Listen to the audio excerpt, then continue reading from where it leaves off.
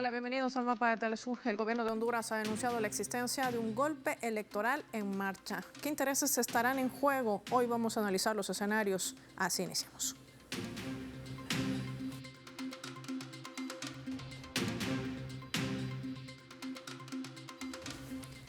Por esta razón, les proponemos revisar algunos datos claves para entender de qué va esta denuncia presentada por el consejero Marlon Ochoa y que ha sido además puesta a la opinión pública por el fiscal general de ese país. Revisemos esta trama electoral en esa nación centroamericana. Por esta razón, vamos a desplegar nuestro mapa mundi. Vamos a identificar a Honduras. Lo hacemos con los colores de su bandera. Una nación que el 30 de noviembre celebrará elecciones generales. Se va a elegir presidente, también diputados, además de otros cargos que formarán parte de la institucionalidad. Hay que decir que hay un riesgo latente, inminente, que tiene que ver con un golpe electoral en marcha. Es lo que han denunciado las autoridades, especialmente el magistrado del Consejo Nacional Electoral, Marlon Ochoa, el que ven en la fotografía de nuestro mapa. En su mano un pendrive con 24 audios que fueron entregados al Ministerio Público para que realice investigaciones y se puede esclarecer no solamente estas comunicaciones que se hacen entre miembros del Consejo Nacional Electoral, sino también de quienes forman parte de esa oposición, que en su momento liderizaron también el golpe de Estado del año 2009 y también lo que ha sido los fraudes electorales de la gestión 2013 y 2017.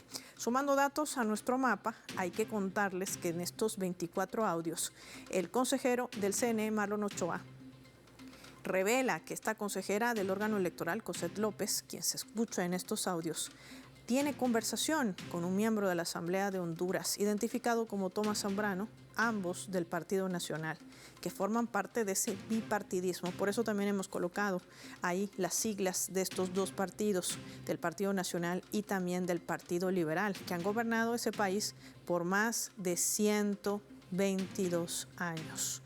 El objetivo de este entramado, de este golpe en marcha que llevan adelante en Honduras, es impedir que se conozcan los resultados de las elecciones del 30 de noviembre y para ello se habría configurado toda una estrategia que ha sido ampliamente explicada por el consejero del CNE, Marlon Ochoa, quien además identificaba con exactitud quienes forman parte de esa estrategia de este golpe de Estado. Decía también en una reciente conferencia de prensa ante los medios de comunicación, donde denunciaba que sigue en curso este plan para fraguar un fraude electoral y asestar así un nuevo golpe a la democracia. Los autores están a la vista, decía, y señalaba que esta conspiración incluye no solamente actores nacionales, sino también internacionales. ¿Qué intereses están en medio del desarrollo de estas elecciones? ¿Cómo impactará a Honduras, a su política interna y a su política exterior? Hoy vamos a analizar los escenarios. Nos acompaña en directo Guillermo Varela, historiador. Guillermo, qué gusto tenerte en el Mapa de Telesur. Bienvenido. Muchas gracias. Un placer estar de nuevo con ustedes. Guillermo, analicemos este primer escenario. Este es un golpe electoral, un golpe a la democracia de Honduras, pero ¿es reciente o estamos frente a un escenario sistemático tras la llegada al gobierno por la presidenta Xiomara Castro? ¿Cómo identificar primero este eje? Bueno, yo creo que en Honduras, en el siglo XXI, el golpe electoral es una constante prácticamente desde el golpe de Estado, en tanto que usurpación del derecho de la ciudadanía a manifestar su voluntad. Recuérdese que el 28 de junio de 2009, cuando se iba a someter a la población una consulta sobre si se convocaba o no a una asamblea constituyente, que no era, como mencionan muchos opositores, un plebiscito reeleccionista, incluso la prensa internacional e incluso analistas de centroizquierda, nacionales e internacionales, manejaron esa idea. De esa forma legitimaron ese golpe de Estado, que igual es un golpe al derecho soberano de expresar al pueblo, de manifestarse, que tiene el derecho y según la Constitución de la República de Honduras, en su artículo 2, es el soberano. Y las autoridades simplemente son sus representantes. Entonces, a partir de ahí, nosotros estamos ante casi 16 años de negación por parte de los sectores de poder formales y no formales o fácticos, y de eso se va a repetir en el año 2012, cuando incluso el partido que gobernó Honduras hasta el 2022, el Partido Nacional, con el control que tenía en la Cámara Legislativa, usurpó funciones que no le correspondían y derrocó o removió ilegalmente a la Sala Constitucional de los Magistrados de la Corte Suprema de Justicia para permitir más adelante lo que sería la reelección ilegal del que fue de manera de facto prácticamente 2 veces presidente de Honduras, e incluso con una reelección que la Constitución no lo permitía, a partir del 12 de diciembre del año 2012. Es decir, Honduras tuvo 2 golpes de Estado. Si entendemos un golpe de Estado, la violentación de la soberanía popular en cualquiera de los 3 poderes. En el caso del 2009, el objetivo fue la presidencia ejercida por Manuel Zelaya, y en el 2012, la Corte Suprema, a través de su Sala Constitucional, que con esa remoción ilegal se permitió que el candidato que había ganado las internas dentro del partido entonces de gobierno, el Partido Nacional, no pudiera presentar un amparo por un fraude interno que le hizo su contendiente, y que después se convertiría en el hombre fuerte en el Ejecutivo de Honduras por los siguientes 8 años, el señor Juan Orlando Hernández, quien hoy se encuentra pues preso en Estados Unidos por narcotráfico, igual que su hermano, que tiene 3 cadenas perpetuas más 30 años. En ese sentido, pues históricamente estas formaciones políticas han configurado una estructura criminal al frente del Estado, desde donde han comandado pues una política que tiende sobre todo a favorecer intereses propios de las élites locales y obviamente en alianza con el capital extranjero, en perjuicio de las mayorías, y que de alguna manera el régimen actual de la presidenta Xiomara Castro es un parteaguas y un dique contra esa continuidad de tales intenciones. En el año 2017 también fue claro. De hecho, la OEA recomendó que se repitieran las elecciones en Honduras por la irregularidad del proceso y el hecho incluso de que la Constitución de la República, por lo menos en 4 artículos, es claro, no han sido removidos esos artículos de la Constitución, de que la reelección está prohibida. Y en ese año pues se confirmó, con una tendencia de más del 60% de votos escrutados, la oposición, en ese entonces la Alianza del Partido Libre, iba ganando las elecciones, y de repente hay un mecanismo fraudulento que impidió que esa proyección irreversible estadísticamente no se consumara. Guillermo, y en medio de esta radiografía tan interesante que tú haces un recuento prácticamente cronológico de lo que ha sido esa inestabilidad, este golpe electoral en marcha, un país que vivirá elecciones el 30 de noviembre, no solamente para elegir a su máxima autoridad, sino también a otros representantes, inclusive del Congreso. El consejero del CNE, Marlon Ochoa, en estos audios además hace énfasis en lo que ya mencionabas. Por un lado, la vinculación del crimen organizado detrás de este golpe electoral, también intereses no solamente nacionales, sino también extranjeros. ¿Cuál es el papel que están jugando los medios de comunicación? Recordemos que en esta última encuesta, que ha sido publicada por una encuestadora internacional, además una de las más prestigiosas, de Research, está demostrando que la candidata del Partido Libre, Rixi Moncada, tiene un repunte. Vamos a intentar colocarlo en la pantalla para poder compartir con nuestros televidentes también estos datos que demuestran que pese a toda esta intencionalidad de este bipartidismo que ha gobernado por más de 120 años ese país, no ha logrado mermar, al parecer, en la intención de voto. Sin embargo, ¿esto qué representa, sobre todo, para un Honduras que tiene que elegir 2 caminos? O volver al pasado, ese pasado que tú nos reseñabas con todos los intereses de las élites económicas, o quizás seguir un camino distinto. ¿Qué representa esto y qué papel están jugando los medios? Bien, en Honduras hay una media corporativa vinculada a los grupos de poder, que son los que más estuvieron beneficiados con el régimen de 2 años después del golpe de Estado, y son los que controlan el mayor espectro de la televisión, de la radio, y obviamente también hace su trabajo fuerte a nivel de redes sociales. Hay unas pocas emisoras, sobre todo de índole local, o tal vez 1 o 2 de índole nacional, tal vez aparte del canal oficial del Estado, un canal independiente que tiene una postura distinta, pero te diría yo que más o menos el 90% del espectro radioeléctrico es controlado por los sectores que fueron parcialmente desplazados del poder. Y cuando digo parcialmente, no me refiero a que han dejado de estar el poder, pues la mayor parte de magistrados de la Corte Suprema de Justicia son controlados. De los 15 magistrados, creo que 8 o 9 son controlados por el bipartidismo. La diferencia son del Partido Libre en el gobierno, con la presidencia sí, pero la mayoría son magistrados controlados por bipartidismo. Controlan de momento la mayoría, incluso en Consejo Nacional Electoral, una representante del Partido Nacional, que es la que interviene en los audios denunciados por el concejal Marlon Ochoa, la representante del Partido Liberal, Ana Paola Hall, y así incluso en la burocracia del Estado. Ellos tienen la mayoría incluso en el Congreso Nacional, aunque el presidente del Congreso sea de afiliación de Libertad de Refundación.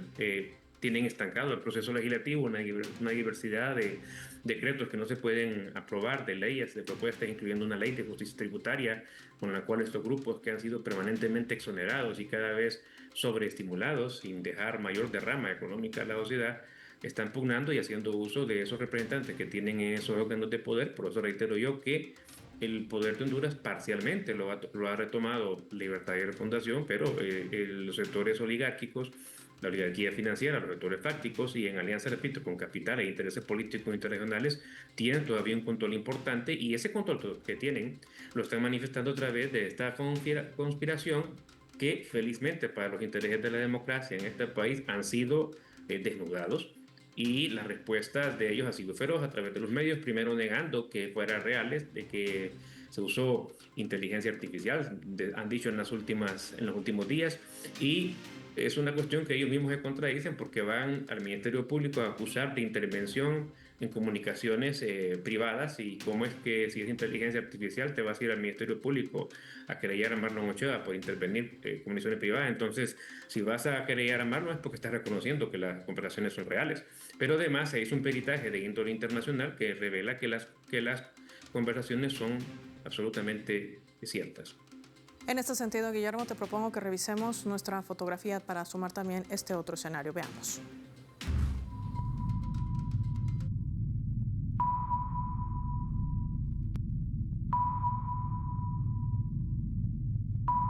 Sumamos este otro elemento también para el análisis a través de la fotografía. Esta imagen inédita marcaba ese 5 de noviembre del año 2005, han transcurrido 20 años de aquella gesta. Un panorama donde además el continente ahora no es el mismo. El imperio se ha rearmado y con la complicidad de varios de sus amanuenses cogobierna en diversos países de nuestra región y trata de recuperar el tiempo perdido. A través de amenazas, presiones y chantajes, tratan de someter también y cometer injerencia a asuntos internos de cada nación, ayudados por algunos presidentes, inclusive ministros, que poco a poco tratan de mermar a sus pueblos. Y esto tiene que ver con aquella consigna que daba muerte al ALCA. Nunca más la región de América Latina y el Caribe volvería a ser el patio trasero de los Estados Unidos. En medio de esa multitud que abordaba también al líder de la revolución bolivariana, Hugo Chávez, y que marcaba un camino sin retorno, y que hoy también ha dado una vez más un revés a esa cumbre de las Américas que ha fracasado. Analizando este escenario, también, Guillermo, tenemos que poder destacar, ¿Estados Unidos tiene injerencia aún en Honduras? Es decir, ¿Honduras ha salido del radar de Estados Unidos?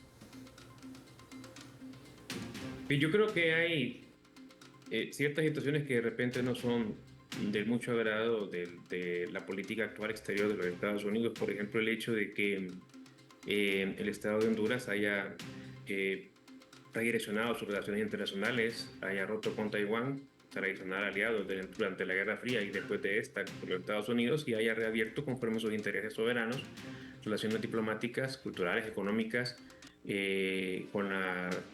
con la China continental. Y el mismo hecho de que en los foros internacionales la política exterior de la presidenta Castro, su canciller, etcétera, están vinculados al tema de salvar su crisis ambiental, del cambio climático del planeta, de que internamente se declare el cese de la minería a cielo abierto, donde hay capital extranjero, particularmente canadiense y de otras potencias occidentales en los recursos de Honduras. Obviamente no son políticas que sean del agrado. El hecho de denunciar el genocidio en Gaza y reconocer al Estado palestino, que son políticas en el derecho de ejercer lo que la ley le plantea a la presidenta, de dirigir la política exterior con misión que le ha sido confiada por los votos de mayoritarios del 54% del electorado en el 2021, pues son cosas que pueden no agradar, y que aunque directamente la administración Trump no lo dice, pero se es reflejado este malestar por políticos que tienen que ver con ser parte del poder legislativo norteamericano. Por ejemplo, los congresistas de la Florida, una de las más beligerantes al respecto es la señora María Elvira Salazar y estos congresistas cubanoamericanos, quienes están de manera abusiva y abierta y descaradamente ingiriéndose en nuestro proceso electoral, amenazando de que están listos por cualquier situación, denunciando el fraude que según ellos el Partido Libre está llevando a cabo, a pesar de que tiene minoría en el Consejo Nacional Electoral, denunciando el alineamiento con lo que ellos llaman un plan Venezuela.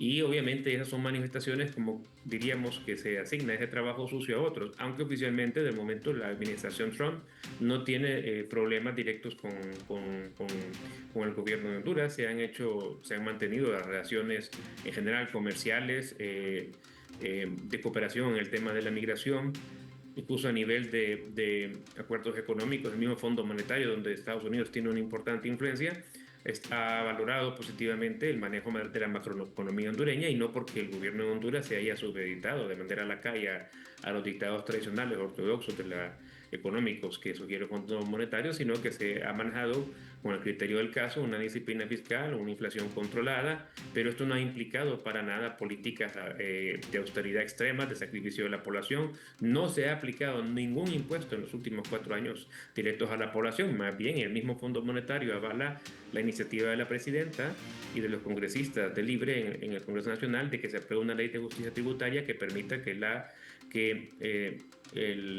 los fondos de la fiscalidad hondureña se financien en función de lo que cada quien percibe de la riqueza, es decir, que no sean impuestos regresivos, donde prácticamente solo la clase media y la clase pobre paguemos los impuestos para sostener el Estado de Honduras. Aún así, ha habido una gran inversión social en infraestructura. El Estado, Guillermo, incluso sobre la base de una mejor recaudación, está generando políticas importantes de abaratamiento de créditos a vivienda, etcétera. Ha absorbido incluso que 1 millón de abonados de familias no paguen energía eléctrica, que consume menos de 150 kilovatios. Todo esto son políticas robustecer la empresa estatal de energía, que anteriormente la idea era privatizarla. Son cosas que no agradan a sectores locales y, vuelvo a decir, los sectores internacionales alineados en lo que llamaríamos una nueva guerra fría, que de alguna manera Honduras, aunque no es un país tan importante en la geopolítica global, interesa dentro de un contexto total. Y en esto, Guillermo, además hay que marcar un eje central, el papel que ha jugado Honduras dentro de la CELAC, tomando en cuenta además la agresión que mantiene Estados Unidos en la región de América Latina y el Caribe, violando no solamente el derecho internacional, sino también el Tratado de Tlatelolco con el despliegue de un submarino nuclear. A esto también se pronunciaba la presidenta Xiomara Castro en rechazo a cualquier tipo de intervención e injerencia. Se recibe todo tipo de apoyo, decía. Queremos inversión, pero sin intromisión en asuntos internos. ¿Qué representa Honduras? ¿Y qué ha representado Honduras, no solamente para este mecanismo de integración, como un eje central que también trata de revertir el bipartidismo? Yo creo que históricamente la posición de política e ideológica y en materia de relaciones internacionales que representó desde su gobierno anterior el presidente Zelaya, y en continuidad esta visión de estos grupos que formarían después el Partido Libre, es consecuente con el principio de la unidad latinoamericana, del respeto al derecho internacional, a la autodeterminación de los pueblos, y eso es congruente con lo que se ha venido expresando en los últimos meses, sobre todo de cara a una hipotética intervención militar de los Estados Unidos, por ejemplo, en Venezuela. Es decir, esto violenta en todo sentido lo que son los principios de la comunidad internacional, y obviamente no podemos permanecer ajenos. El gobierno también consecuente con esa idea distinta a los sectores de extrema derecha de lo que debe ser la convivencia entre las naciones. Entonces yo creo que ha sido consecuente con esos principios en la presidencia que se tuvo también de la CELAC, y luego que fue aquí en Tegucigalpa cuando tomó el relevo el presidente Petro. No se ha desmarcado para nada la política exterior del presidente Castro de la solidaridad, de la hermandad y de la unidad de América Latina.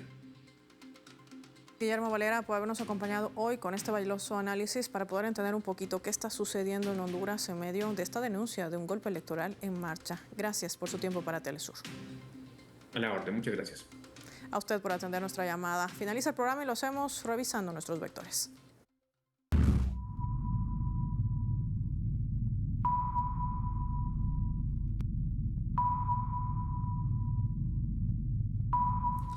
Nuestro radar en el mapa hoy nos refleja las 3 claves sobre este tema. Honduras, golpe electoral. 1, sistemática. Así es la desestabilización que emprende el bipartidismo, que ha gobernado Honduras durante 122 años. Son los mismos actores involucrados en el golpe del 2009 y en los fraudes electorales del 2013 y 2017, incrustando la corrupción y hasta el narcotráfico, colocando el mapa político internacional a esta nación centroamericana como un narcoestado, algo que el gobierno de la presidenta Xiomara Castro ha revertido. Por eso la pugna por retomar el poder y el fraude electoral es uno de los caminos elegidos por estos 2 partidos, el nacional y el liberal.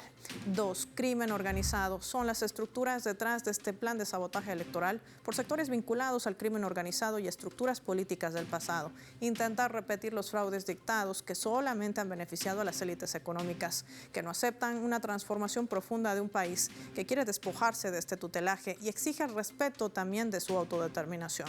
3, integración. Detrás de todo este plan está destruir la integración que ha logrado recuperar Honduras en los últimos años, con un gobierno que logró restablecer relaciones con países soberanos como China y Venezuela. Honduras, que en su momento perteneció a la extinta ALCA y que ahora más que nunca mantiene viva la convicción de que América Latina ya no será nunca más el patio trasero de nadie, pese a las agresiones que emprende Estados Unidos en la región de América Latina y el Caribe. Por ello, el papel clave que ha jugado Honduras dentro de la CELAC y que trata de ser replicado también por otras naciones de nuestra región de América Latina y el Caribe. Soy Paula Pérez y nos vemos en otra edición del Mapa.